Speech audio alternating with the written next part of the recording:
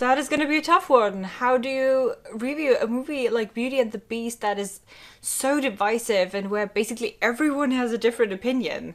Welcome back to Neverland, where the day has finally come that I get to review Beauty and the Beast. I remember the first time, like, what, in 2012?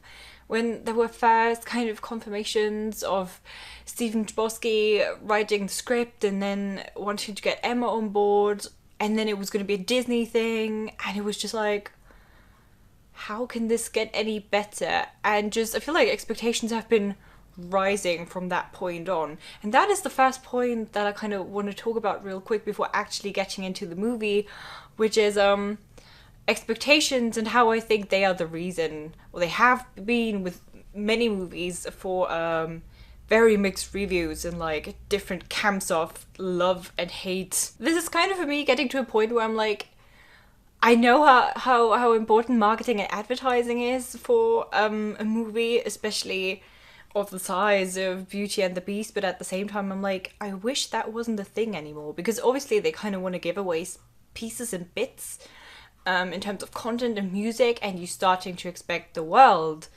and then people actually go and see it, and it's not really the world that they expected, because obviously everyone does something different with this piece of information that they get. Maybe just kind of try and go as unbiased into a movie as possible, which I realize is really difficult, but we should really try, because I feel like this is what ruined Beauty and the Beast for a lot of people. Not for me though.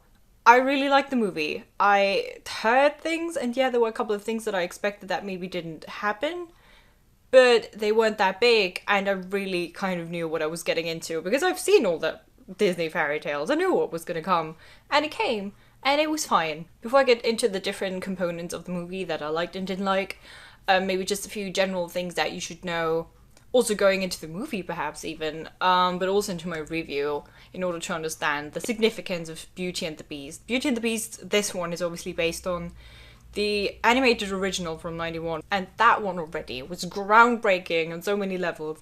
They kind of departed from that Disney princess formula of a princess being completely passive. First steps already with Ariel in Little Mermaid, but then this was another step forward. We're completely new technology there with Pixar's Caps software that helped create scenes like the ballroom scene. In terms of plot, it was maybe a bit more sophisticated than your usual animated movie, and that really led to the fact that a lot of adults finally recognized animation as something to take seriously, and that's why it got nominated as Best Picture among other awards at the Oscars back in the day. So that, all of that makes it such a huge movie in terms of animation. Not just that, but then the musical direction of the whole thing was very much led by Howard Ashman and Alan Menken, who made the music first for Little Mermaid and then came back for this, and then also started working on Aladdin, but then Howard Ashman tragically passed away. He was just also, he didn't just make the music, I mean, he was a creative force in storytelling. He had a huge part in creating these movies and the stories. So you just have so many huge things that kind of the new one has to carry on its shoulders. It will be constantly compared to the old one. It will constantly be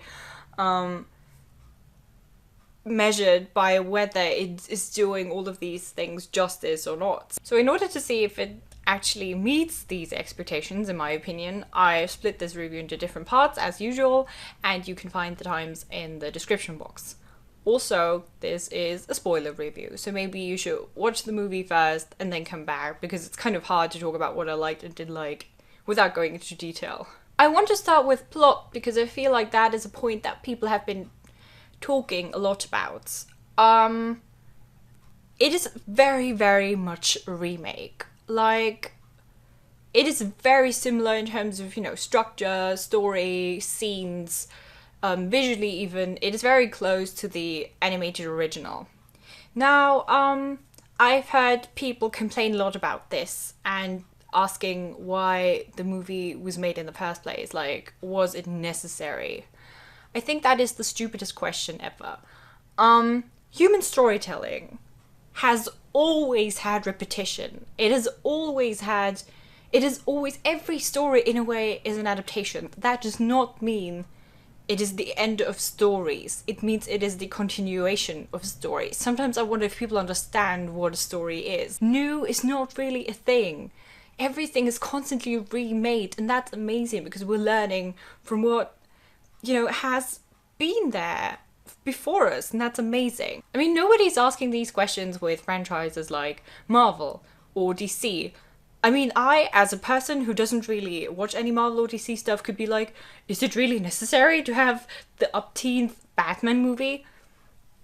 Who cares? People want to see it, so let them go see it. What the hell? So yeah, many things were similar, but that was fine. It was great to see a lot of the things play out in live action. It was great to see how they were solving things such as, animated objects. And then even apart from that, I feel like it wasn't that straight a remake. Of course, a lot of the scenes were very similar, but then there were a lot of new scenes, or scenes that were lengthened, or kind of plot lines that were kind of more thought out, obviously, because it was a longer movie and it was live action. And here, I mean, there was interestingly an element with the new stuff that I didn't like. I personally thought that the flashbacks were really unnecessary. I didn't like the introductory scene too much. Which, the narration just, in my opinion, wasn't very good. I think it was the Enchantress, and she just used so much intonation. It wasn't really a flashback, it was kind of a callback to the past. Then we had a few bits and pieces of Beast's past, and the death of his mother, which again, very blatantly just put on screen instead of just hinting at it. And then, this weird traveling magic book that the Beast got from the Enchantress as like a meme gift because he couldn't actually go to these places. And he and Belle then go to Paris to like look at her first home, also where her mother used to live. And I didn't really get what it was, because first I thought, oh, it's a pensieve like in Harry Potter and they just get to see it but they're not actually there. But then later in the movie, she's able to get her old toy that she would play with and give it to her father, and it was like, so were they actually there? And then why is it such a problem that he has it? That's a great gift, that's amazing. It's like not actually even being captured. And I don't know, it just, it wasn't very well written, it wasn't very well thought through, I thought, I don't know. But other than that, I thought the plot was fine for, the kind of movie that it is. The plot wasn't super complex. It wasn't, it didn't actually go very deep into certain topics, but it was also supposed to be very fun, so the question is, how do you balance that? And I think it managed to do that, especially, and that brings us to the next point that I want to discuss, which is characters, especially because I think where they went deeper was characters and their relationships. And the actors did a very great job portraying their characters, I thought, or making the most of them. And one person that, we just have to talk about because everyone's wondering is Belle, Emma Watson, who I always said that. I've always said that. Okay, so Emma Watson is like not the best actress. She just isn't. She grew up as Hermione, and she made an okay. She did a fine job portraying movie Hermione, not book Hermione. That's a different movie Hermione. But other than that, she's never really been able to shine in any of her other roles. But I knew that she was going to be able to do Belle, because Belle is so close to who she is, and at the same time didn't really get a lot of personality in the original animated version. So there wasn't a lot to live up to, really. But at the same time, the things that she did have to live up to, it was so easy for her because she is that person. She is kind and intelligent and fierce and an activist and headstrong, and that was amazing. And she was able to portray that, and in a way that it was absolutely likable and really credible. They kind of make her a bit of more of a handy woman as opposed to the original, which was fine. By the way, she's not an inventor. I know they've been saying that in interviews, but she's not an actual inventor. She doesn't really... We don't see her inventing a lot. That's what I was saying about the plot not being super thought out or complex. It's just, we get hints. And then the Beast was great as well. I don't want to go into detail about CG now, but the way that Dan Stevens was able to act through this CG mask basically was really, really good. He came across as really likable despite, you know, his obvious flaws, but you kind of took him as a troubled character, and he did give him a lot of personality, which was very nice. Their romance. The one thing that I was actually worried about going into this movie was their romance, because it was like, how are you gonna sell me a human falling in love with a half animal? Because that was my problem with the original. I was like, I don't know, I love Disney princess movies because of the romance, but I just never really got the romance in the original Beauty and the Beast, but here I did. I was in there and I was like, damn it, you're selling me the romance. I can't believe it. The looks between them, the little touches, it was just really, really sweet. What was really similar to the original though was the fact that when you actually see Beast in his human form, it was so underwhelming. Like, no offense, Dan Stevens, you're a great guy, but you just kind of, I don't know what you expect. I mean, I even knew what he looked like. Like, I knew what he was gonna look like in the movie even. But still, you kind of see it and you're like, oh, that's it? I don't know, it was so stupid. And it's the exact same in the animated one, so again, very similar. Gaston! Oh dear, oh my. I mean, Luke Evans did a great job taking what there was in the original and kind of portraying it in a more believable, less caricatured way maybe in the movie. But at the same time, Gaston was even crueler than he was in the original. During the very last kind of fighting scene, which was cool because they did actually fight and I like that. Wait, you know, he takes his gun out and he pointed at Beast and you're like, oh my god, this is gonna be another one of those hit and miss scenes where they're like, oh, is he gonna shoot? Oh, he shot but he didn't hit him. But then he hits him immediately. And you're like, oh goodness, okay. And then he kind of continues. And then he shoots him again and you're like, you already shot him. Why are you shooting at him again?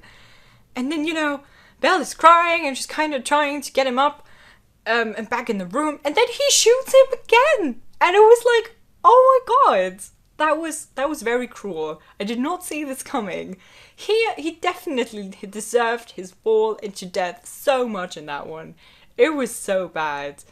But Luke Evans played it well though. It was fine. It was funny, but also very cruel. Luke Evans had a great supporting act though, and that was Josh Gad and his LeFou.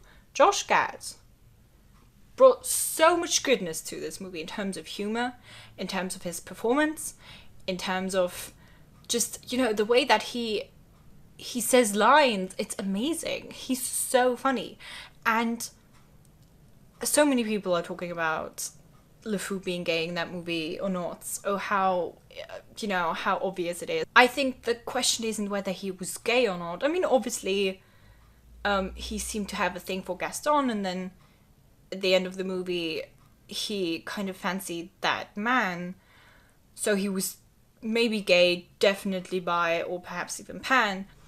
But that was not the point. I feel like this is not what we should be talking about. I think what people find so offensive is his not portraying a normal masculine man. I think this is what people are annoyed with, because there isn't that much actual gay action. Oh surprise, it's a Disney movie in Trump's America, what do you think? But we have Josh Gad portraying a soft, funny and complex man. This is what I think is so amazing. But at the same time, it's not like he's what people would say is flamboyant. He's just a person. He's a person with different kind of qualities, but he's certainly not the stereotypical masculine guy. And I love that. So this really, I think, yes, it is so amazing that we have hints at his being gay. But I think it's just as amazing to see a non-stereotypically masculine guy in a movie. Josh Gad did such a good job. I mean, other than that, everyone was great, really. You know, the villagers, Maurice, Calvin Klein, the people in the castle, or, you know, the objects in the castle, they were all amazing. They were complex. At times, some weren't so much, but it was fine because it was a good mixture, also in terms of diversity, and that was great. Speaking about the people in the castle, what about the CG, right? Because that was such a huge issue, because obviously you could easily animate things in an animated movie and not make them completely ridiculous, because you're kind of used to something then looking so cartoony, but it's a lot harder in a live action version of something. I think they did a good job. I feel like a lot of people were really shocked when they first saw the designs, but it actually played out really well. I think Lumiere and Cogsworth actually looked best. But also Beast was really, really good. I said that earlier already. You could really see Dan Stevens' emotion through that CG face, and especially because of, I think, the way they used his lips and his eyebrows. Of course, especially in scenes with Belle, you could see that they're not actually real, especially from afar. Like, their close-ups were really good, but from afar you were kind of like, you know, with the light and everything, we're kind of like, oh, this is not real. But I feel like we're also expecting too much of CG still. Like, it can only develop so quickly, and we kind of keep, like, with every movie that we go to, we're like, why does this not look real yet? So I feel like we're just being too hard on these people, and it looked really good, and I did buy it, so it was fine. The music was so good. Actually, the score, not so much, maybe, thinking about it. I don't even have that in my notes. But the score, I thought, was sometimes a bit too blatant again. A lot of things here were, for me, were too much on the nose, which I realized it's a family movie, but I think kids would have picked up on more subtle things here and there as well. But whatever. But other than that, the actual musical numbers were great. Did everyone use autotune? Yeah, probably, apart from Audra McDonald, who, you know, she doesn't need any autotune. But who cares? It was great numbers. It wasn't like a computer singing. You understood that it was people, and it was fine. They updated the lyrics where they had to, and that was great. But where they didn't, it was also fine, and the way that portrayed the songs was awesome. But then also the new songs were so great. I liked Days in the Sun best, because I think it's a really emotional song, although again I think the visuals with it were a bit too blatant, whatever. But Days in the Sun was great. I also really liked How Does the Moment Last Forever. I think that had just the tune generally, it had a kind of quality that When You Wish Upon a Star has. It's this kind of very weirdly iconic but also homely melody, and it was really nice. Then Evermore, which was a great feminist song, I thought, because it wasn't about a guy just having been stood up, but it was a person learning from his experiences and having grown from a romance and not being entitled to the other person who they just let go. It was great. And then the one thing that I really definitely did not agree with was camera work and cinematography. Like, I mean, I keep saying that now, but just a lot of the things that we saw were on the nose. They were absolutely not taking any risks in terms of camera angles, in terms of camera movement, and I thought that was just a bit of a shame, because yes, it is a remake, and yes, it is a family movie, but because it is so close to something that is so iconic, but at the same time so classic, I feel like you have to depart a bit in ways that make it fresh, very subliminally. And cinematography would have been such a great way to do this, and they just didn't. And then also the editing kind of had the same problem for me. There were so many fades to black, and I was like, why? Maybe that was the bold decision, but then it never came across as a bold decision. It came across as, again, a very weirdly classic thing with a movie where the storyline is already so classic, you kind of have to depart in different ways. But that might also be because my internship is weirdly triggering director senses in me, where I'm like, I know how to create a visual movie and I know what I want it to look like. Why doesn't it look that way? So maybe it's just that. I don't know. A few very quick words on feminism, because that is kind of my thing, and it was also the movie's thing, and it's Emma Watson's thing. Was it the complex reawakening of pop culture? No, of course not. But did it feature people, women of colour, in every scene in key roles? Did it have all kinds of people, women, men, different, non-binary maybe even, of different genders and backgrounds, on equal ground, fighting and standing for what they believed in? But at the same time, did it also point out the very definitive discrimination against the women at the time? Did it have a leading lady who was kind, brave, intelligent, but also emotional? Did it shred toxic masculinity into bits and pieces the way that it could as a film for the masses? Yes, it did all of that. It did all of that without actually punching you in the face. This is mass feminism in pop culture for people of all backgrounds, for most who have never really thought about there being anything else than heterosexual men and women as binary. And what the movie's doing is tearing that binary down. And this is what it's supposed to do, and it's doing a great job. This is it, my huge take on Beauty and the Beast. Please let me know in the comments if you've seen it already, because if not, what the hell are you waiting for? Let me know in the comments what you thought. As always, you can like the video if you liked it, you can subscribe if you want to see more of me and children's entertainment, you can follow me on Twitter and on Tumblr, or on Tumblr, both ideally, for regular updates on my videos and children's media in general. And thank you so much for watching. Bye!